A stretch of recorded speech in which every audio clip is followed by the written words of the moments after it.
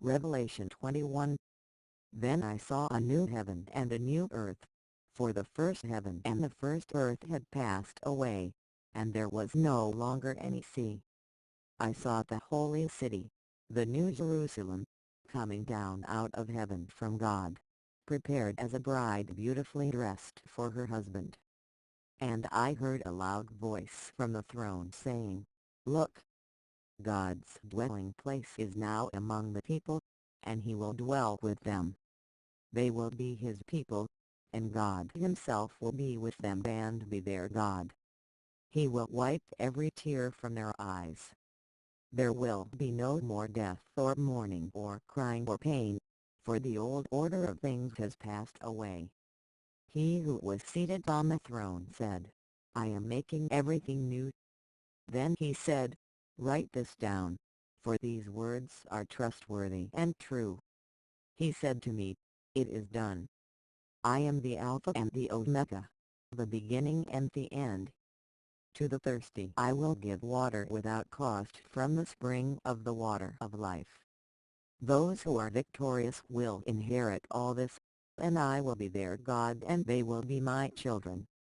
But the cowardly, the unbelieving, the vile, the murderers, the sexually immoral, those who practice magic arts, the idolaters and all liars, they will be consigned to the fiery lake of burning sulfur. This is the second death.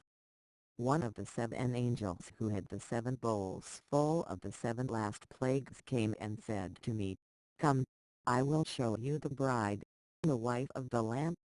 And he carried me away in the Spirit to a mountain great and high, and showed me the holy city, Jerusalem, coming down out of heaven from God. It shone with the glory of God, and its brilliance was like that of a very precious jewel, like a jasper, clear as crystal.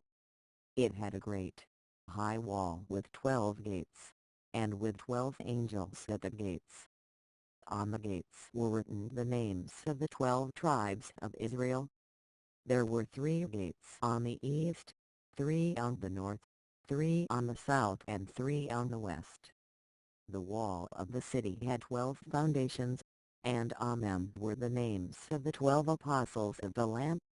The angel who talked with me had a measuring rod of gold to measure the city, its gates and its walls. The city was laid out like a square, as long as it was wide. He measured the city with the rod and found it to be 12,000 stadia in length, and as wide and high as it is long. The angel measured the wall using human measurement, and it was 144 cubits thick. The wall was made of jasper, and the city of pure gold, as pure as glass. The foundations of the city walls were decorated with every kind of precious stone. The first foundation was jasper, the second sapphire, the third agate, the fourth emerald, the fifth onyx, the sixth ruby, the seventh chrysolite, the eighth beryl, the ninth topaz, the 10th turquoise, the 11th jacinth, and the 12th amethyst.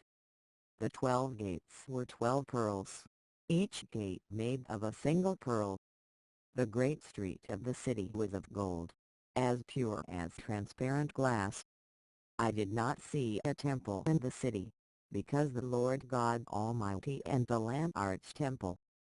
The city does not need the sun or the moon to shine on it, for the glory of God gives it light, and the Lamb is its lamp. The nations will walk by its light, and the kings of the earth will bring their splendor into it. On no day will its gates ever be shut, for there will be no night there. The glory and honor of the nations will be brought into it. Nothing impure will ever enter it, nor will anyone who does what is shameful or deceitful, but only those whose names are written in the Lamb's book of life.